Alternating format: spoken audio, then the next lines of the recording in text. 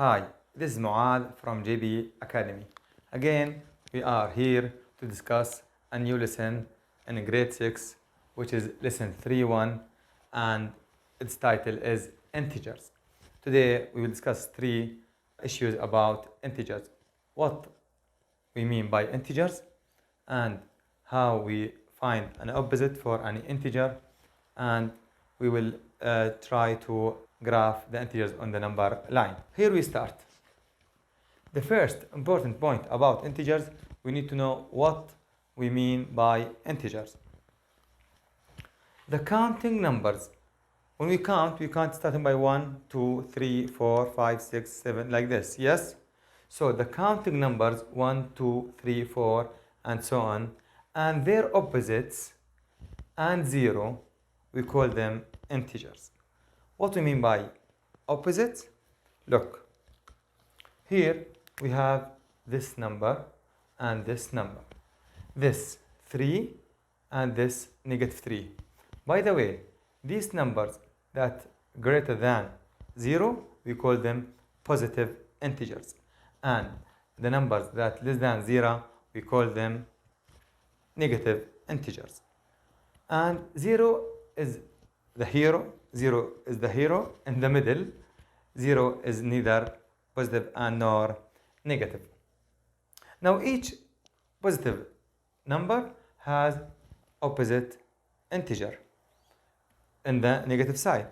So 3 and -3, or positive 3 and -3, we call them opposites. How I know they opposites? They are in different sides from the 0. Here, this on the right and this on the left, and they are the same distance from 0. They are the same distance from 0. So if I ask you, what's the opposite of -6? It's 6. What's the opposite of 6? It's -6. So the opposite of the negative number is a positive number, and the opposite of the positive number is a negative number. For example, if I ask you, what's the opposite of -7? It will be 7. What's the opposite of 8? Is -8. That simply, we can say that each positive number has an opposite, which is negative. Now, how we read this? Some students have problem in reading negative numbers. They say minus. No, we can't. We have to say -7, not -7 or subtract 7. It's -7. Now, I can say now about this expression, this opposite of the opposite. Opposite of the opposite is the number itself. Opposite of the opposite of a number is the number itself. So -7 equals 7, because this opposite of the opposite. Now, I will discuss how to graph integers on the number line. Here, 0, 1, 2, 3, 4, 5. Here, -1, -2, -3, -4, -5. Now, if I told you, label these points. For example, I told you A is -3. So just I put here A. If I ask you, where is B located? And I want its opposite.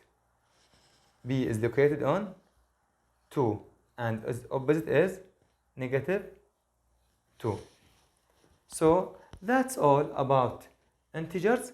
We need to know that integers is consisting of positive numbers and their opposite, which is negative numbers, and plus 0. And each number in the positive side has an opposite in the negative side, and vice versa. And 0 is neither positive and nor negative. But the last point I want to mention what we mean by negative and positive in real world situations. You have to imagine that 0 is the sea level, and the positive numbers are the things that, or the numbers that is greater than the the sea level, and negative numbers that's below the sea level. So if I told you this shark can go deep in the sea 150 meters. So how I represent this using integers? I need to write negative 150 because it's go deep, it's below the sea level. Or if I told you this bird can fly in the sky 5,000 meters, so it will be represented by positive 5,000. So we can imagine that positive, something we gain, and negative, something we lose. That's it about integers and how we use them in our real world situations. Thank you very much.